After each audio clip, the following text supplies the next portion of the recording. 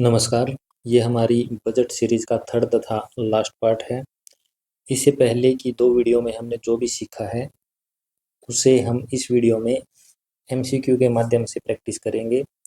इस वीडियो में 20 क्वेश्चन में पूरे बजट के महत्वपूर्ण पॉइंट्स को कवर करने की कोशिश की गई है तथा ये क्वेश्चन कोई एआई जनरेटेड क्वेश्चंस नहीं है। मैंने अपने एक्सपीरियंस के आधार पर सभी इम्पोर्टेंट पॉइंट्स को इंक्लूड किया है। आप मेरे एक्सपीरियंस का आइडिया यहाँ से लगा सकते हैं। ये सभी एग्ज़ाम मैंने क्रैक किए हुए हैं। इसके अलावा इसमें जो क्वेश्चन इंक्लूड किए गए हैं वो एचसीएस से लेकर ग्रुप डी के कैंडिडेट्स को ध्यान में रखकर बनाए गए हैं। इसमें जो क्वेश्चन का फॉर्मेट रखा गया है वो एचपीएससी या एचसीएस का रखा गया है। एचसीएस या एचपीएससी में इसी फॉर्मेट में क्वेश्चन पूछे जाते हैं जिसमें अलग अलग स्टेटमेंट दी होती है तथा बाद में पूछा जाता है कि इसमें से कितनी स्टेटमेंट सही हैं। इसके अलावा एचएसएससी या सीईटी में इस प्रकार से क्वेश्चन पूछे जा सकते हैं जैसे कि हरियाणा में एक नई बिजली वितरण कंपनी बनेगी, उसका नाम क्या है। हरियाणा में बजट में एक आदर्श परीक्षा केंद्र स्थापित करने की घोषणा की गई है, वो कहाँ पर बनेगा। इसी प्रकार से हरियाणा राज्य का पहला पैरा खेल स्टेडियम कहाँ बनेगा। तो कवर दोनों को ही किया गया है, उसके लिए आपको टेंशन लेने की ज़रूरत नहीं है। इसके अलावा हमने ये भी देखा था कि अभी जो सीटी का एग्ज़ाम हुआ था उसमें पहली और चौथी शिफ्ट में भी इसी प्रकार से क्वेश्चन पूछे गए थे जिससे बच्चों को बहुत परेशानी हुई थी। तो हो सकता है कि आगे सीटी मेंस में भी इसी प्रकार से क्वेश्चन हमें देखने को मिले, तो हमें उस चीज़ के लिए रेडी रहना होगा। इसलिए मैंने कोशिश की है कि ज़्यादा से ज़्यादा क्वेश्चन इसी फॉर्मेट में हो। क्वेश्चन नंबर 1, इसमें 4 अलग अलग स्टेटमेंट दी गई हैं तथा बाद में पूछा गया है कि इनमें से कितनी स्टेटमेंट सही हैं। आपने यही वीडियो पॉज करके सभी स्टेटमेंट को पढ़कर अपना आंसर देने की कोशिश करनी है तथा अपने आंसर को कमेंट बॉक्स में टाइप करना है। उसके बाद में आगे की वीडियो देखनी है। आइए अब देखते हैं, एक एक स्टेटमेंट को डिटेल में डिस्कस करते हैं। स्टेटमेंट नंबर 1 में बोला गया है कि हरियाणा में हरियाणा एग्री डिस्कॉम नाम से एक तीसरी बिजली वितरण कंपनी का निर्माण किया जाएगा जो कृषि क्षेत्र के लिए बिजली का जल्दी कनेक्शन और निर्बाध बिजली देने के लिए होगी। तो ये स्टेटमेंट बिल्कुल सही है। एक नई बिजली वितरण कंपनी को बनाने की घोषणा अभी बजट में की गई है। इसके बाद हरियाणा के प्रत्येक विधानसभा क्षेत्र में, ध्यान रखना विधानसभा क्षेत्र, न कि डिस्ट्रिक्ट, न कि ब्लॉक, न या तहसील, पीपीपी मॉडल पर। यहाँ पर पीपीपी का मतलब परिवार पहचान पत्र नहीं है, यहाँ पर पीपीपी का मतलब है पब्लिक प्राइवेट पार्टनरशिप, जिसके तहत सरकार और निजी क्षेत्र दोनों मिलकर किसी प्रोजेक्ट को करते हैं। जैसे हमारा हरियाणा में किलोमीटर स्कीम वाली जो बसें चली हुई हैं वो भी इसी मॉडल पर चली हुई हैं। इस मॉडल पर मॉडल परीक्षा केंद्र स्थापित किए जाएंगे प्रत्येक विधानसभा क्षेत्र में, और ऐसा पहला आदर्श परीक्षा केंद्र कुरुक्षेत्र में स्थापित होगा। ये स्टेटमेंट भी बिल्कुल सही है, इसकी भी घोषणा बजट में की गई है। इसके बाद नेक्स्ट स्टेटमेंट में बोला गया कि हरियाणा राज्य का पहला पैरा खेल स्टेडियम राजीव गांधी खेल परिसर दौलताबाद में, जो कि गुरुग्राम में है, बनाया जाएगा। ये स्टेटमेंट भी बिल्कुल सही है। उसके बाद में नेक्स्ट स्टेटमेंट में बोला गया है कि वीर बाल मेमोरियल इनिशिएटिव योजना के तहत वीर बाल मेमोरियल इनिशिएटिव योजना के तहत यदि किसी विद्यार्थी की दुर्घटना में मृत्यु हो जाती है तो उसके परिवार को 5 लाख रुपए तथा दिव्यांगता पर 3 लाख रुपए की राशि प्रदान की जाएगी। बजट में इस नई योजना की भी घोषणा की गई है। तो इस क्वेश्चन में हमारी चारों स्टेटमेंट सही हो जाती हैं, जिससे हमारा ऑप्शन डी सही हो जाएगा। ये फॉर्मेट एचपीएससी या एचसीएस में पूछा जाता है। एचएसएससी इससे इजी क्वेश्चन इस टाइप से बना सकती है कि हरियाणा में नई तीसरी बिजली वितरण कंपनी बनेगी, उसका नाम क्या है। आदर्श परीक्षा केंद्र प्रथम कहाँ पर बनेगा, कुरुक्षेत्र में बनेगा। हरियाणा राज्य का पहला पैरा खेल स्टेडियम कहाँ बनेगा, गुरुग्राम दौलताबाद में बनेगा। और इसी प्रकार वीर बाल मेमोरियल इनिशिएटिव योजना किससे संबंधित है। इस प्रकार से एचएसएससी में सीईटी में क्वेश्चन पूछे जा सकते हैं। तो ये दोनों को ही कवर करते हैं। नेक्स्ट क्वेश्चन, इसमें भी 4 अलग अलग स्टेटमेंट दी गई है तथा बाद में पूछा गया है कि इनमें से कितनी स्टेटमेंट सही है। आपने फिर से वीडियो को यहीं पॉज करके स्टेटमेंट को पढ़ के अपना उत्तर देने की कोशिश करनी है तथा अपने आंसर को कमेंट बॉक्स में टाइप करना है। ऐसा आपको सभी क्वेश्चन में करना है। आगे मैं इस बात को बार बार दोबारा से नहीं दोहराऊंगा। तो स्टार्ट करते हैं, अलग अलग स्टेटमेंट को देखते हैं। स्टेटमेंट 1 में बोला गया कि एकल आंक विधि से गन्ने की बिजाई करने पर अब प्रोत्साहन राशि को 3,000 रुपये से बढ़ाकर 6,000 रुपये कर दिया गया। हमने बजट में देखा था कि यह राशि 3,000 रुपये से बढ़ाकर 5,000 की गई है, न कि 6,000, इसलिए हमारी स्टेटमेंट एक गलत हो जाएगी। उसके बाद मधुमक्खी पालन को सुरक्षित बनाने के लिए मुख्यमंत्री बागवानी बीमा योजना में इसे शामिल कर लिया गया है, ये बात बिल्कुल सही है। उसके बाद में करनाल में 30 करोड़ रुपए की लागत से हरियाणा पशु चिकित्सा महामारी विज्ञान केंद्र का निर्माण होगा। यह केंद्र करनाल में नहीं, हिसार में इसकी स्थापना होगी, तो इसलिए ये स्टेटमेंट गलत है। नेक्स्ट स्टेटमेंट में बोला गया है कि प्रधानमंत्री मत्स्य संपदा योजना के तहत हिसार तथा फरीदाबाद में 100 करोड़ की लागत से मछली मंडियां तथा करनाल में 50 करोड़ की लागत से मछली प्रसंस्करण इकाई यानी कि प्रोसेसिंग यूनिट का स्थापना की जाएगी। तो ये स्टेटमेंट भी बिल्कुल सही है। तो इसमें हमारी बी और डी स्टेटमेंट सही हो जाएंगी, इसलिए 2 स्टेटमेंट सही हैं और हमारा ऑप्शन बी सही हो जाएगा।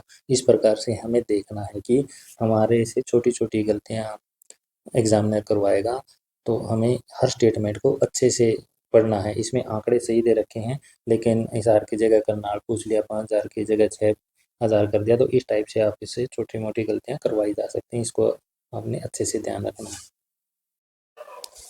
नेक्स्ट क्वेश्चन, अति आधुनिक जिले के रूप में किस जिले को विकसित करने की घोषणा बजट 2026-27 में की गई है? इसमें सभी ऑप्शनों में देखना है पंचकुला, गुरुग्राम या कुरुक्षेत्र।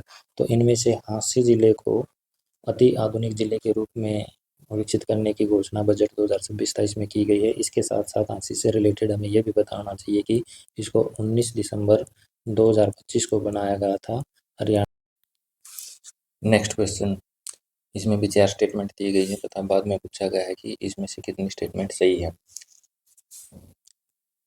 पहली स्टेटमेंट में बोला गया है कि बजट 2026-27 के अनुसार हरियाणा में 1.40 लाख एकड़ लवणीय भूमि को खेती योग्य भूमि में बदलने का प्रयास किया जाएगा। ये स्टेटमेंट बिल्कुल सही है। उसके बाद देसी कपास की खेती को प्रोत्साहन करने के लिए प्रोत्साहन राशि को 3,000 रुपये से बढ़ाकर 4,000 रुपये कर दिया गया है। ये स्टेटमेंट भी बिल्कुल सही है।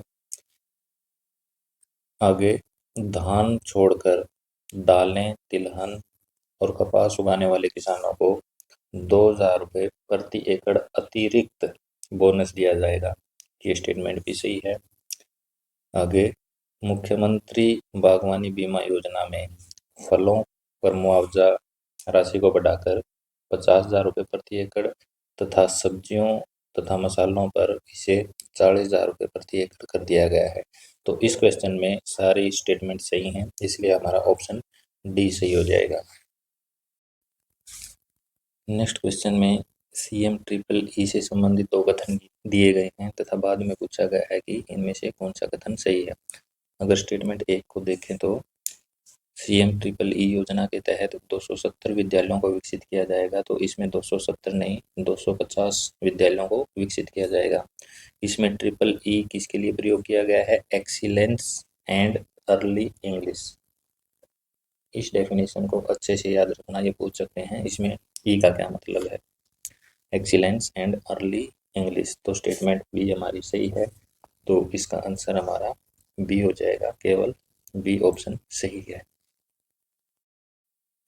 नेक्स्ट क्वेश्चन में पीएम सेतु योजना के बारे में 3 स्टेटमेंट दी गई है तथा बाद में पूछा गया है कि इसमें से कितनी स्टेटमेंट सही है। पहली स्टेटमेंट में बताया गया है कि पीएम सेतु योजना किसके लिए स्टैंड करती है? Prime minister skilling and employability transformation through upgraded ITIs. ये आईटीआई की अपग्रेडेशन के लिए स्कीम है। पहली स्टेटमेंट बिल्कुल सही है। इस योजना के तहत हरियाणा में सोनीपत तथा गुड़गांव में एक hub and spoke ITI cluster बनेगा। इसमें सोनीपत और गुड़गांव की बजाय ध्यान रखना, इसमें दूसरा जो क्लस्टर बनाया जाएगा वो कुरुक्षेत्र में बनाया जाएगा, न कि गुड़गांव में। तो हमारी स्टेटमेंट भी गलत हो जाएगी। इसके बाद इसके तहत आईटीआई के स्टूडेंट को लोकल इंडस्ट्री की मांग के अनुसार ट्रेनिंग दी जाएगी ताकि उनको रोजगार प्राप्त करने में आसानी हो। तो इस क्वेश्चन में हमारी 2 स्टेटमेंट सही हैं, तो हमारा ऑप्शन बी सही हो जाएगा। इसमें केवल 2 स्टेटमेंट सही हैं। नेक्स्ट क्वेश्चन, इसमें 4 अलग अलग स्टेटमेंट दी गई हैं तथा बाद में पूछा गया है कि इसमें से कितनी स्टेटमेंट सही हैं। अगर पहली स्टेटमेंट को देखें तो पिंक कैब योजना के तहत महिलाओं को वाहन चलाने के लिए प्रशिक्षण दिया जाएगा तथा इलेक्ट्रिक वाहनों की खरीद पर 10 लाख तक का ब्याज मुक्त ऋण मिलेगा। पहली स्टेटमेंट बिल्कुल सही है। नेक्स्ट स्टेटमेंट में बताया गया है कि उद्योगों को बढ़ावा देने के लिए land on lease land on lease नीति स्टार्ट की गई है, जिसके तहत औद्योगिक प्लाटों को लंबे समय तक लीज पर दिया जाएंगे तथा बाद में फ्री होल्ड में बदला जा सकेगा। ये स्टेटमेंट भी सही है। नेक्स्ट स्टेटमेंट में बोला गया है कि गुरुग्राम, खरखोदा और पिंजौर में 3 वेडिंग सिटी स्थापित होंगी।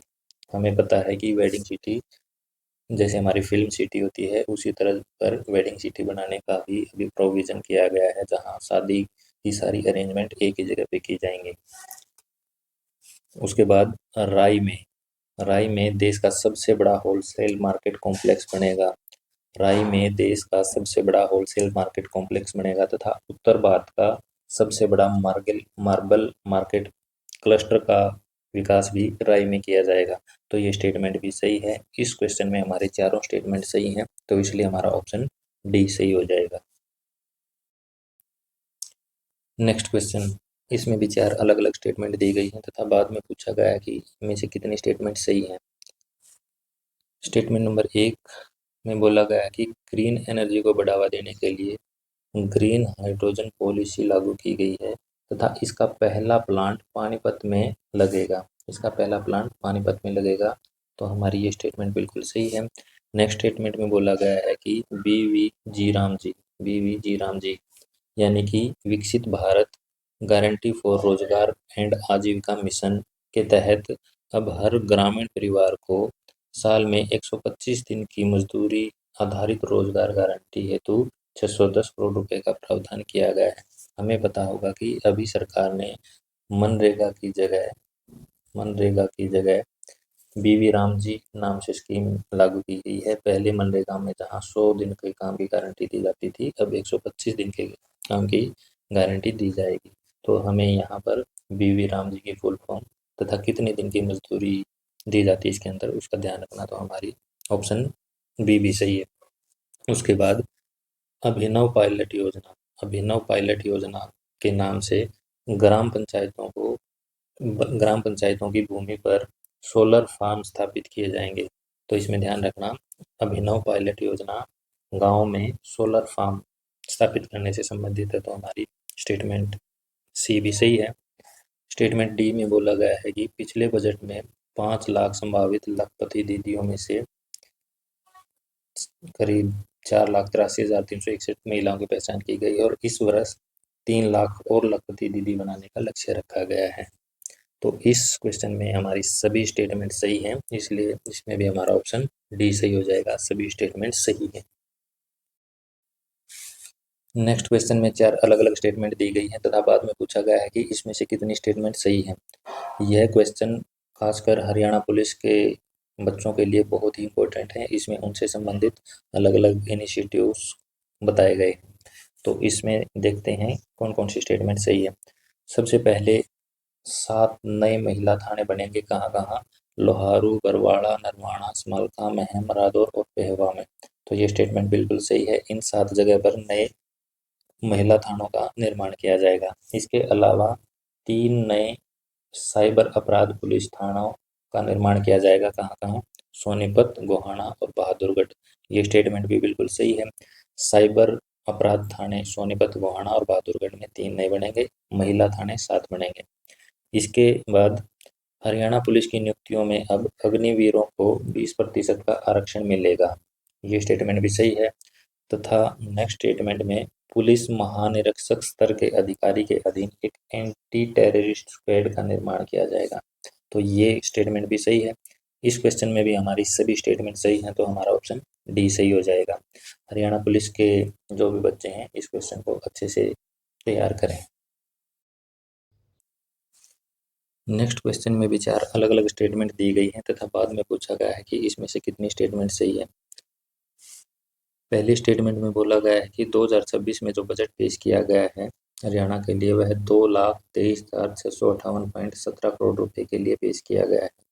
तो ये स्टेटमेंट बिल्कुल सही है। अब की बार हरियाणा का जो बजट पेश किया गया है 2,23,658.17, ये आंकड़ा आपको एग्जैक्ट याद होना चाहिए। 2,23,658.17 करोड़ रुपए। यह बजट पिछले बजट से 10.28% अधिक है। ये बात भी बिल्कुल सही है। नेक्स्ट स्टेटमेंट में बोला गया है कि शिथिर मूल्यों पर यानी कि कांस्टेंट प्राइस पर सकल राज्य घरेलू उत्पाद जीएसडीपी 13,67,769 करोड़ रुपए रहा, जबकि यही चालू कीमतों पर यानी कि करंट प्राइस पर 7,58,505 करोड़ रुपए रहा। हमें पता है कि स्थिर मूल्यों पर जो वैल्यू होती है वो चालू कीमतों पर जो वैल्यू होती है उससे हमेशा कम होगी। यहाँ पर आंकड़े तो सही दिए गए लेकिन उल्टे दिए गए हैं। जो स्थिर मूल्यों पर जीएसडीपी है वो 7,58,505 करोड़ रुपए है तथा करंट प्राइस पर ये 13,67,769 करोड़ रुपए है। तो इसलिए हमारी ये स्टेटमेंट गलत हो जाएगी। नेक्स्ट स्टेटमेंट में बोला गया है कि 2025-26 में यानी कि पिछले वर्ष हरियाणा में प्रति व्यक्ति आय चालू मूल्यों पर यानी कि करंट प्राइस पर 3,95,618 रुपये रही, जबकि राष्ट्रीय स्तर पर प्रति व्यक्ति आय 2,19,575 रुपये है। ये स्टेटमेंट बिल्कुल सही है।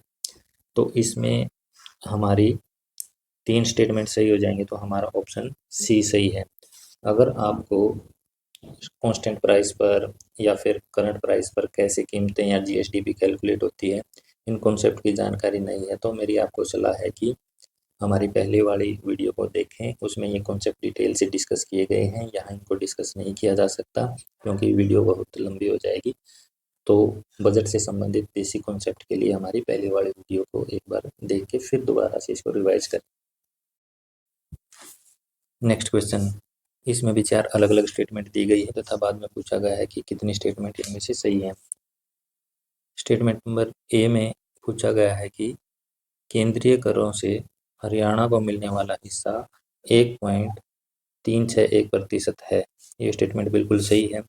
नेक्स्ट स्टेटमेंट में बोला गया है कि हरियाणा के कुल राजस्व में केंद्रीय करों से प्राप्त हिस्सा 14.2% है। ये बात भी सही है। अगर आपको पहली स्टेटमेंट और दूसरी स्टेटमेंट में डिफरेंस नहीं पता है तो आप हमारी पहले वाली वीडियो देख सकते हैं, क्योंकि इस कॉन्सेप्ट को हमने वहाँ से डिटेल में डिस्कस कर रखा है। नेक्स्ट स्टेटमेंट में बोला गया है कि 2026-27 के दौरान हरियाणा का राजकोषीय घाटा यानी कि फिस्कल डिफिसिट सकल राज्य घरेलू उत्पाद जीएसडीपी के 2.65 रहने का अनुमान है। ये स्टेटमेंट भी सही है। मुझे कमेंट बॉक्स में ये बताओ कि 2025-26 के दौरान यानी कि पिछले वर्ष हरियाणा का फिस्कल डिफिसिट कितना रहा था। नेक्स्ट स्टेटमेंट में ये बोला गया कि हरियाणा का पूंजीगत व्यय यानी कि कैपिटल एक्सपेंडिचर 2026-27 के दौरान कुल बजट का 12.6% रहने का अनुमान है तथा प्रभावी यानी कि इफेक्टिव कैपिटल एक्सपेंडिचर 15.7% रहेगा। तो इस क्वेश्चन में हमारी सारी स्टेटमेंट सही है, तो हमारा ऑप्शन डी सही हो जाएगा। अगर आपको फिस्कल डिफिसिट या फिर कैपिटल एक्सपेंडिचर या फिर ऊपर वाली 2 स्टेटमेंट में डिफरेंस नहीं पता है तो मेरी आपसे को फिर यही सलाह रहेगी, पहले वाली वीडियो देखें और बाद में इसकी प्रैक्टिस करें।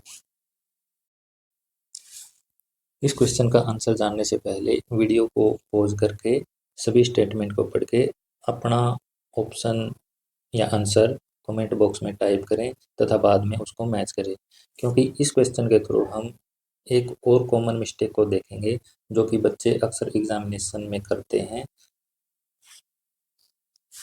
इस क्वेश्चन में पूछा गया है कि निम्न कथनों में से कौन सा असत्य है। इनकरेक्ट स्टेटमेंट ढूंढनी है, न कि करेक्ट या सत्य है। तो इस बात का हमें ध्यान रखना है कि क्वेश्चन में पूछा क्या गया है, असत्य या इनकरेक्ट। तो स्टेटमेंट ए को देखते हैं। तो उसमें 2026-27 के दौरान हरियाणा का प्रभावी राजस्व घाटा सकल घरेलू उत्पाद यानी कि इफेक्टिव रेवेन्यू डिफिसिट जीएसडीपी के 0.41% रहने का अनुमान है। ये स्टेटमेंट बिल्कुल सही है। उसके बाद 2025-26 यानी कि पिछले वर्ष हरियाणा की जीएसडीपी की विकास दर 7.4% रही, जबकि राष्ट्रीय विकास दर 9.5% रही। तो ये स्टेटमेंट गलत है क्योंकि यहाँ आंकड़े उल्टे दिए गए हैं। हरियाणा की जीएसडीपी की विकास दर 9.5 रही, जबकि राष्ट्रीय विकास दर 7.4% रही। उसके बाद 2026-27 के दौरान हरियाणा का राजस्व घाटा सकल राज्य उत्पादन के यानी कि रेवेन्यू डिफिसिट जीएसडीपी के 0.87% रहने का अनुमान है। ये स्टेटमेंट भी सही है। 2025-26 के दौरान हरियाणा का सकल घरेलू उत्पाद स्थिर मूल्यों पर 7,58,505 करोड़ रुपए तथा चालू मूल्यों पर करंट प्राइस पर यह 13,67,769 करोड़ रुपए। ये हम पहले डिस्कस कर चुके हैं कि ये स्टेटमेंट सही है। यहाँ भी इस क्वेश्चन में आपने देखा होगा कि राजस्व घाटा और इफेक्टिव प्रभावी राजस्व घाटा, इसमें क्या डिफरेंस होता है। अगेन मैं आपको सलाह दूंगा कि इसको जानने के लिए आपको हमारी पहली वीडियो विजिट करनी चाहिए। तो इस क्वेश्चन में हमारा जो आंसर होगा वो ऑप्शन बी हो जाएगा, क्योंकि ये स्टेटमेंट गलत है। नेक्स्ट क्वेश्चन में 4 अलग अलग स्टेटमेंट दी गई है तथा बाद में पूछा गया कि इसमें से कितनी स्टेटमेंट सही है। स्टेटमेंट ए को देखें तो इसमें बोला गया कि हरियाणा की जीडीपी में विभिन्न क्षेत्रों यानी कि प्राइमरी सेकेंडरी और टर्सरी सेक्टर का योगदान की क्रम क्या है। सबसे ज़्यादा द्वितीय का, उसके बाद तृतीय का, उसके बाद प्राथमिक का। हमने देखा था कि सबसे ज़्यादा जीएसडीपी में योगदान टर्सरी यानी तृतीय सेक्टर का था 54%, उसके बाद द्वितीय क्षेत्र यानी कि सेकेंडरी क्षेत्र का 29.1% तथा लास्ट में तीसरे नंबर पर प्राथमिक क्षेत्र का योगदान रहता है 16.9%। तो इसलिए हमारी स्टेटमेंट ए गलत हो जाएगी, क्योंकि सबसे ज़्यादा योगदान तृतीय क्षेत्र का होता है, उसके बाद द्वितीय का और तीसरे नंबर पर प्राथमिक क्षेत्र का। नेक्स्ट स्टेटमेंट में बोला गया कि हरियाणा सरकार को जो पैसे प्राप्त होते हैं उसमें केंद्र से विचलन यानी कि डिवोल्यूशन फ्रॉम सेंटर का सबसे ज़्यादा हिस्सा होता है। ये स्टेटमेंट भी गलत है। उसके बाद हरियाणा सरकार को जो पैसे प्राप्त होते हैं उसमें सबसे ज़्यादा पैसे वो आर्थिक सेवाओं पर खर्च करती है, ये भी गलत है। उसके बाद में कुल राजस्व प्राप्तियों में यानी कि हरियाणा सरकार को जो पैसे प्राप्त होते हैं उसमें सबसे बड़ा हिस्सा स्टेट ऑन टैक्स यानी कि राज्य के जो अपने कर हैं उनका होता है। ये स्टेटमेंट सही है। हम ये सभी आंकड़े हमारी पहले वाली वीडियो में अच्छे से डिस्कस कर चुके हैं, जैसे कि हरियाणा राज्य को जो पैसे प्राप्त होते हैं उनमें सबसे ज़्यादा हिस्सा स्टेट ऑन टैक्सेस का होता है 46.79%। उसके बाद में उधारी बोरोविंग से 34.9% और केंद्र से विचलन डिवोल्यूशन फ्रॉम सेंटर 13.71% है। इसी प्रकार हमने देखा था कि सरकार जो पैसे खर्च करती है उसमें सबसे ज़्यादा सामाजिक सेवाओं पर 34.31% खर्च किए जाते हैं, आर्थिक सेवाओं पर 21% तथा दूसरे नंबर पर रिपेमेंट ऑफ लोन है 29.23%। इस प्रकार हम इस क्वेश्चन में देखते हैं कि हमारी स्टेटमेंट 1 भी गलत है, स्टेटमेंट 2 भी गलत है क्योंकि सबसे ज़्यादा पैसे हमें स्टेट ऑन टैक्स से प्राप्त होते हैं। स्टेटमेंट 3 भी गलत है क्योंकि सबसे ज़्यादा पैसे हमारी सामाजिक सेवाओं पर खर्च होते हैं। इसमें केवल ऑप्शन डी सही है, तो हमारा ऑप्शन ए सही हो जाएगा क्योंकि इन चारों स्टेटमेंट में से केवल एक स्टेटमेंट सही है। नेक्स्ट क्वेश्चन में अलग अलग स्टेटमेंट दी गई है तथा इसमें पूछा गया है कि इनमें से कौन सा कथन सत्य है या सत्य है। स्टेटमेंट नंबर ए में बताया गया है कि सामाजिक सेवाओं में क्या क्या इंक्लूड है। शिक्षा, सामाजिक कल्याण, पोषण, स्वास्थ्य, परिवार कल्याण, जन स्वास्थ्य, अभियांत्रिकी। ये स्टेटमेंट सही है। उसके बाद में स्टेटमेंट नंबर बी में आर्थिक सेवाओं में क्या क्या शामिल है। कृषि संबंधित क्षेत्र, कृषि एवं संबंधित क्षेत्र, परिवहन, नागरिक उड्डयन, सड़क और पुल, ग्रामीण विकास और पंचायतें। ये स्टेटमेंट भी सही है। उसके बाद सामान्य सेवाओं में क्या क्या शामिल होता है। प्रशासनिक सेवाएं और पेंशन। हमने देखा था कि सामाजिक सेवाओं में शिक्षा, सामाजिक कल्याण, स्वास्थ्य और परिवार कल्याण, पब्लिक हेल्थ, इंजीनियरिंग, इस प्रकार की चीज़ें शामिल होती हैं। आर्थिक सेवाओं में कृषि, परिवहन, ग्रामीण विकास और पंचायतें तथा सामान्य सेवाओं में प्रशासनिक सेवाएं, पेंशन इत्यादि शामिल होते हैं। तो हमारी स्टेटमेंट ए भी सही है, बी भी सही हो जाएगी और सी भी, और इसका आंसर डी सभी स्टेटमेंट सही है।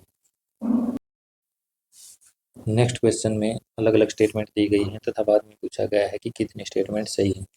स्टेटमेंट नंबर 1 में कहा गया है कि हरियाणा राज्य को जो अपने स्टेट ओन टैक्सेस हैं उनमें क्या क्या शामिल होता है।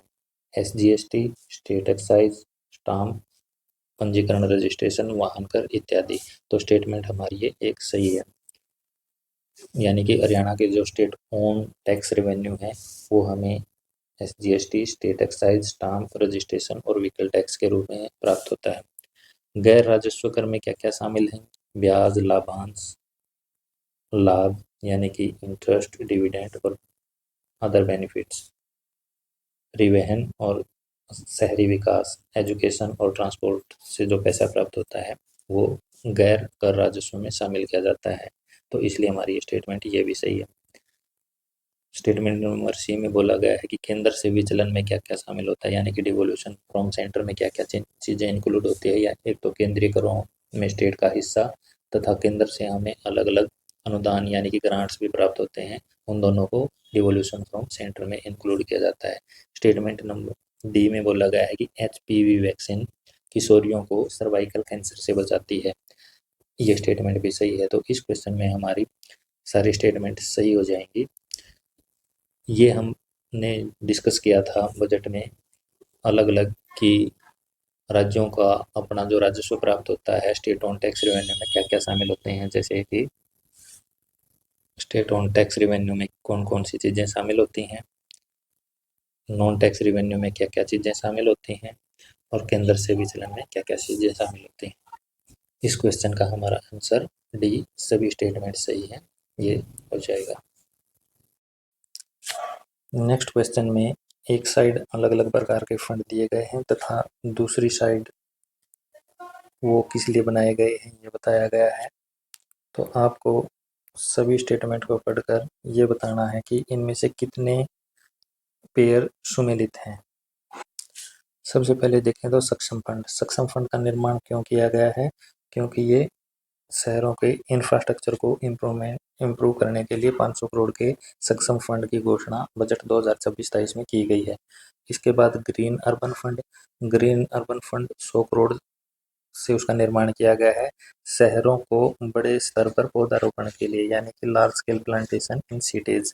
ये पेयर सही है। इसके बाद में एक वेलफेयर फंड या कल्याण कोष का भी निर्माण किया गया है। किस लिए, वैध रूप से जो भी युवा विदेश में जाते हैं अगर उनकी ऐश में मृत्यु हो जाती है तो उनके परिवार को वित्तीय सहायता प्राप्त प्रदान करने के लिए इस कोष का गठन किया गया है। तो ये पेयर भी सही हो जाएगा। उसके बाद में Haryana green climate resilient fund 100 crore से एक नए फंड का निर्माण किया गया है। इसलिए हरियाणा को अधिक स्वच्छ, हरित और जलवायु सक्षम बनाने के लिए। तो इस प्रकार हम देखते हैं कि इसमें केवल 2 पेयर बी और सी सही मैच हैं, तो हमारा ऑप्शन बी सही हो जाएगा। केवल 2 पेयर सही से सुमेलित हैं। नेक्स्ट क्वेश्चन में 4 अलग अलग स्टेटमेंट दी गई है तथा बाद में पूछा गया है कि इसमें से कितनी स्टेटमेंट सही है। सबसे पहले करनाल में 600 एकड़ भूमि पर एक नया ग्रीनफील्ड हवाई अड्डा बनाने के लिए जो औपचारिकताएं हैं 2026-23 में पूरी करने का लक्ष्य रखा गया है। ये स्टेटमेंट बिल्कुल सही है। उसके बाद पिंजौर में एक हेलीपोर्ट का निर्माण किया जाएगा। ये स्टेटमेंट भी सही है। मुख्यमंत्री शहरी आवास योजना, ध्यान रखना, मुख्यमंत्री शहरी आवास योजना के नाम से एक योजना चली हुई है जिसके अंतर्गत 30 वर्ग गज के प्लॉट दिए जाते हैं। तो ये स्टेटमेंट भी सही है। उसके बाद में मुख्यमंत्री ग्रामीण आवास योजना, ऊपर थी शहरी आवास योजना, यहाँ है ग्रामीण आवास योजना। इसके अंतर्गत 50 वर्ग गज और 100 वर्ग गज के प्लॉट दिए जाते हैं। तो ये स्टेटमेंट भी सही है। तो इस क्वेश्चन में हमारी सारी स्टेटमेंट सही हो जाएंगी, तो हमारा ऑप्शन डी सही हो जाएगा। इस क्वेश्चन में अलग अलग स्टेटमेंट दी गई है तथा बाद में पूछा गया है कि कितने स्टेटमेंट सही हैं। सबसे पहली स्टेटमेंट में दिया गया है कि युद्ध भूमि व्याख्या केंद्र, युद्ध भूमि व्याख्या केंद्र 16 एकड़ में कुरुक्षेत्र में बनाया जाएगा। ये स्टेटमेंट गलत है क्योंकि यह पानीपत में बनाया जाएगा। इसके बाद स्टेटमेंट बी, पिंजौर में आधुनिक फिल्म सिटी का निर्माण होगा। ये स्टेटमेंट बिल्कुल सही है। उसके बाद स्टेटमेंट सी में फरीदाबाद के अरावली गोल्फ कोर्स को हमें ये बताना चाहिए अरावली गोल्फ कोर्स कहाँ पे है? फरीदाबाद में। इसको एक विश्व स्तरीय रिक्रिएशन डेस्टिनेशन के रूप में विकसित किया जाएगा। ये स्टेटमेंट भी बिल्कुल सही है। उसके बाद हसनपुर करनाल में एक डियर पार्क का निर्माण होगा। ये स्टेटमेंट भी सही है। तो इस क्वेश्चन में हमारी 3 स्टेटमेंट सही हैं, तो हमारा ऑप्शन सी सही हो जाएगा। नेक्स्ट क्वेश्चन, इसमें 4 अलग अलग स्टेटमेंट दी गई हैं तथा बाद में पूछा गया है कि कितने स्टेटमेंट सही हैं। स्टेटमेंट ए में बोला गया है कि एक पेड़ माँ के नाम अभियान के तहत पंचायती और सार्वजनिक भूमि पर बड़े पैमाने पर पौधारोपण किया जाएगा। ये स्टेटमेंट बिल्कुल सही है। उसके बाद स्टेटमेंट बी में राज्य में वृक्षारोपण को बढ़ाने तथा प्लाईवुड उद्योग को समर्थन देने के लिए हरियाणा राज्य एग्रो फॉरेस्ट्री पॉलिसी लागू होगी। ये स्टेटमेंट भी सही है।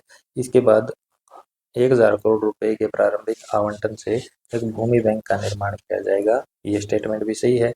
और स्वामित्व योजना के तहत गांव के पूरे और स्पष्ट भूमि रिकॉर्ड को तैयार किया जाएगा। हमें पता है कि स्वामित्व योजना के तहत गांव के मकानों की रजिस्ट्री की जा रही है। तो ये स्टेटमेंट भी सही है। तो इस क्वेश्चन में हमारी सभी ऑप्शन सही हैं, तो हमारा ऑप्शन डी सही हो जाएगा। अब हमारा लास्ट क्वेश्चन नंबर 20 है। इसमें अलग अलग 5 स्टेटमेंट दी गई हैं तथा बाद में पूछा गया है कि इसमें से कितने स्टेटमेंट सही हैं। स्टेटमेंट ए में कहा गया है कि मुख्यमंत्री तीर्थ यात्रा योजना के अंतर्गत तीर्थ यात्रियों को शिरडी, माता वैष्णो देवी, गुरुद्वारा श्री हरमिंदर साहिब तथा अमृतसर की यात्रा करवाई जाएंगी। ये स्टेटमेंट सही है। स्टेटमेंट नंबर बी में कहा गया कि state university of performing and visual arts सुपवा, जो कि रोहतक में है, उसके सहयोग से प्रति वर्ष हरियाणा फिल्म फेस्टिवल का आयोजन होगा। ये स्टेटमेंट भी सही है। तथा राखी गढ़ी को टूरिज्म डेस्टिनेशन के रूप में विकसित किया जाएगा। ये स्टेटमेंट भी सही है। इसके अलावा ऑप्शन डी में बोला गया है कि एक नारी मंडपम का निर्माण किया जाएगा गुरुग्राम में महिलाओं के सशक्तिकरण के लिए। इसको अच्छे से याद रखना, नारी मंडपम का निर्माण गुरुग्राम में किया जाएगा। ये ऑप्शन भी सही है। और ऑप्शन 5 में कहा गया है कि वात्सल्य भवन बनेंगे अलग अलग डिस्ट्रिक्ट में, जैसे कि अम्बाड़ा, यमुनानगर, रोहतक और गुरुग्राम में। इसमें क्या होगा, महिलाओं और बच्चों से संबंधित सेवाओं के वितरण के लिए एक इंटीग्रेटेड सिंगल विंडो प्लेटफॉर्म होगा, जिसे वात्सल्य भवन के नाम से जाना जाएगा। ये स्टेटमेंट भी सही है। इस क्वेश्चन में हमारी 5 स्टेटमेंट सही है, तो हमारा ऑप्शन डी सही हो जाएगा। इस प्रकार हमने इन 20 क्वेश्चंस के माध्यम से बजट में इम्पोर्टेंट लगभग सभी महत्वपूर्ण पॉइंट को कवर करने की कोशिश की है तथा इन 20 क्वेश्चंस में जो 80 लाइनें दी गई हैं, प्रत्येक लाइन में से अलग से एक क्वेश्चन फॉर्म किया जा सकता है। इसलिए इन 80 लाइन्स को आपने अच्छे से याद रखना है। हरियाणा के आने वाले विभिन्न एग्जामों में इन्हीं लाइनों में से अलग अलग 1 या 2 से लेके 5 क्वेश्चन तक पूछे जा सकते हैं। ये केवल बजट का ही पार्ट नहीं, ये हरियाणा की पूरे साल की करंट अफेयर्स का भी पार्ट है, क्योंकि हरियाणा की करंट अफेयर्स इतनी ज़्यादा नहीं होती। इसी में से अलग अलग एग्जाम में 2-3 लाइन उठा के वो इसी में से क्वेश्चन फॉर्म कर दिए जाते हैं। तो इसलिए इन 80 लाइन्स को आपने अच्छे से याद रखना है। अगर ये वीडियो अच्छी लगे तो इस प्लीज़ चैनल को सब्सक्राइब, शेयर और लाइक कर देना तथा आगे आने वाली वीडियो में और क्या सुधार किए जा सकते हैं, इसके बारे में भी अपने सुझाव कमेंट बॉक्स में लिखना, उनका आगे ध्यान रखा जाएगा। इसके बाद हमारी डेली करंट अफेयर्स की तथा हरियाणा की वीकली करंट अफेयर्स की सीरीज़ आने वाली है और उसके साथ में हरियाणा जीके को भी कवर किया जाएगा। तो इसी तरह अपना सपोर्ट और प्यार बनाए रखें।